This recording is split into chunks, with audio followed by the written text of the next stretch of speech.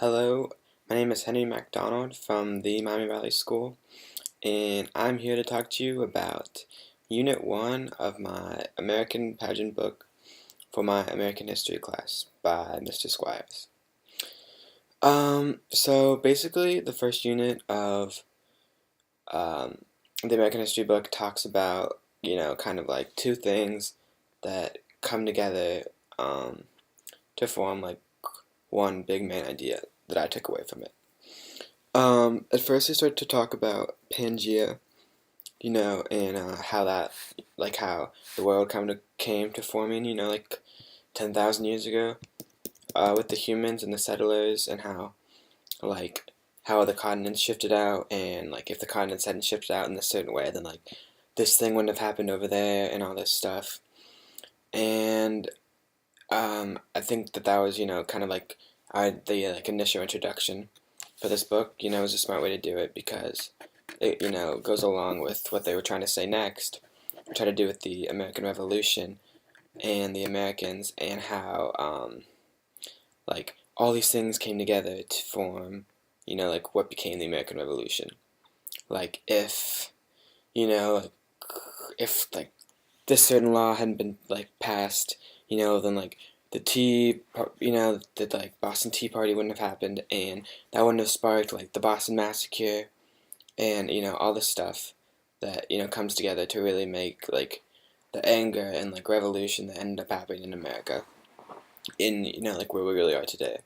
And I think this connects to a lot of things, not just in history, like history like back 1,000 years ago, and then also like in all of our lives today. I think that chain reactions are an important thing to realize, and that's what the book is really talks about a lot, is chain reactions and how like you know everything that happened, it wasn't just like this big thing of like we're just gonna have a revolution. Like nobody really wanted that originally. It's just like a lot of excess work, but like in the end, all these really small things came together to make this massive like coalition of everyone coming together to try and make like a better country and a better lives for themselves. So the first thing that I connected this to was my anatomy and physiology class that I'm taking this year. We just finished learning every single bone in the body, and this really, like like you don't whenever you think of humans, you kind of just think about them as a whole, and obviously we can't see like the inside of us, so it makes sense that way. But taking this class and then taking history, even though you'd think something like anatomy and American history would have nothing to do with each other, they actually are a lot alike because with your bones, there's like 207 bones in the body, and then plus that there's a certain amount of joints and a certain amount of sockets, and everything kind of has to come together to form your body. So like in your arm, if you didn't have a certain socket where the joint fit in, then you couldn't have an arm. The same with your leg, and same with like every other part of your body. That had to do with movement. So I related this directly to history. Like if there hadn't been, like this place or this thing that would happen, then like everything else can't work. Like if you break this part of your arm, then like everything else shuts down. So it's like, whoa, like you should really be careful and like think about the stuff that you do in history and in your own life, because like one thing can majorly affect something else, and everything comes together. Like everything in your body has to come together to make like a functioning organism. Everything in the American Revolution had to come together to make a successful revolution to defeat like the most powerful country at the time. So I related it to anatomy, and then also related the book to my own life, and kind of the way I think. I used to kind of focus more on like the big picture, which everyone kind of thinks about. Oh, like yeah, you should look at the big picture, not just like not just focus on today. But I kind of started to disagree with that. I think the big picture is just a bunch of small pictures that come together, basically. Um, and I think that if we were like I started, instead of just like focusing on like, oh, I want to go to college or what I want to do with the rest of my life, I kind of started to focus on what do I want to do with this day, like how can I live more in the moment of today?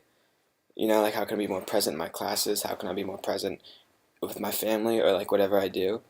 And I think this relates completely to American history because I think if you just focus on what you're doing in that moment and what you're doing, if you just focus on studying for that one chem test instead of studying for the final exam, then your everything that you do will add up and form a big picture.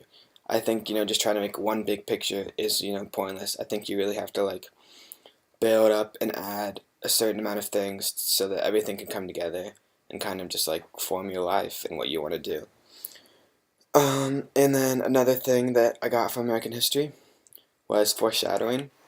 It's easy for us to see, the American Revolution like about to happen, but for them, like they like had no idea that it was about to occur until it started happening. So I kind of apply this to my own life and like trying to see certain things that maybe I couldn't see before, like before I do something, even though I'm still living in that moment, I kind of like think about the next moment at the same time, like oh, like well, let me make sure that this doesn't have another effect on that, like let me actually think about my like chain reactions so that everything I do can come together more like peacefully and like coexistingly in my own life.